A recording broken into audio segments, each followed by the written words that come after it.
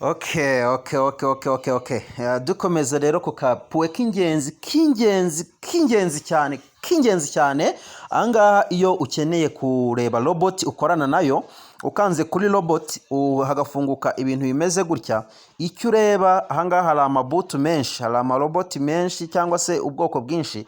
Turareba icyambere kuri features, kuza features kuko akenshi nizo turi gukoresha, kuko impamvu dukoresha features nuko ariyo iyo bimanuka bijya muri serurunguka byajya muri buy, naho ukaba wakunguka kuko ifungura trade ebyiri. Ureba ya pourcentage mu by'ukuri logique, urumva ntiwajya guhitamo umuntu uguha inyungu nkeya kandi hari uguha inyungu nyinshi. Hano urabona hari 113 n'urugero, hano hari 197 kuri iyi butu bita AI dual grid.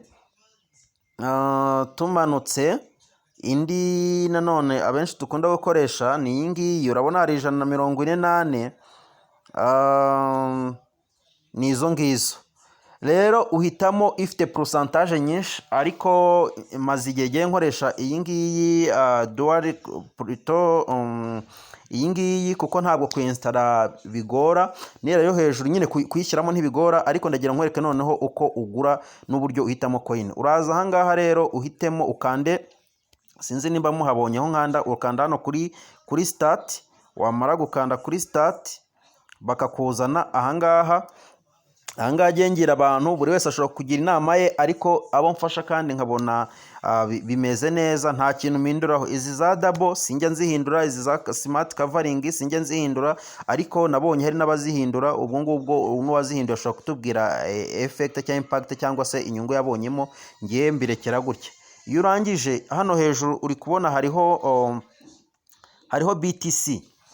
Rero hari ukandaho hari BTC, ahangaha hari BTC ukandaho hano, noneho wamara gukandaho, iyo ukanzeho haza hafunguka tun, ugakanda kuri all. Iyo ukanze kuri all ubona iyo ukanze kuri all ubona andi macoin. Tuvuge amacoin ushakamo na yahe. Ahangaha rero bitewe kenshi kuko abenshi plutôt dufite igishoro gikeya, biba byiza ukoresheje coin ntoya, coin mbega zifite igiciro gitoya. Kandi hari liste berekanye y'amacoin ugomba kugura, coin zimaze igihe ku isoko, zifite stabilité, zidashobora kugwa cyane cyangwa zizamuke cyane ku buryo burenze.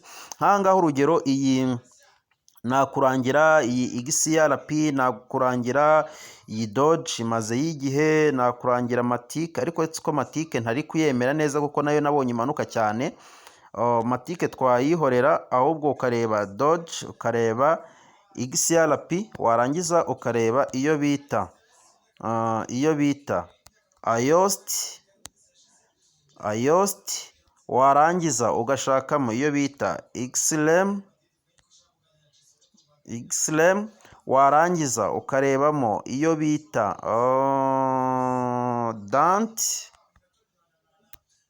Dant n'izindi zigiye zirimo, kandi hari na list yazo. Nibyo ngibyo. Iyo urangije rero umaze guhitamo ya coin yawe kumwe nakubwiye, icyo ukora uraza ugakanda hano handitse launch.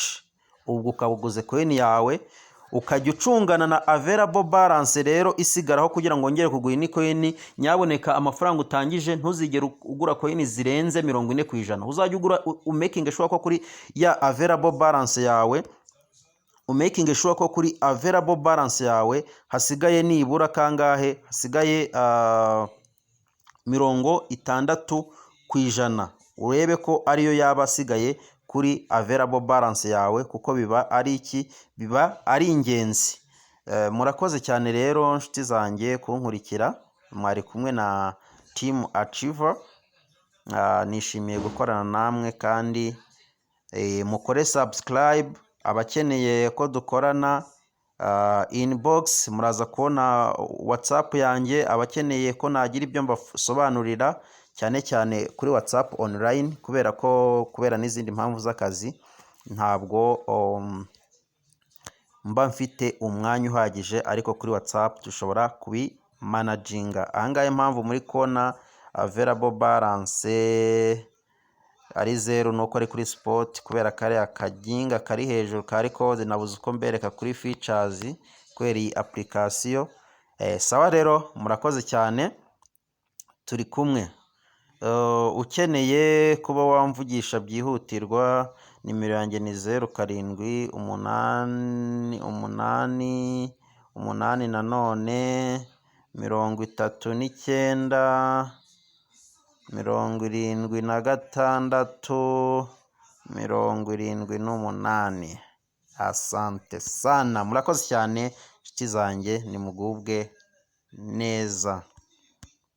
Sawa sawa, ciao, muze dukorere amafaranga. Bizinesi yo imeze neza,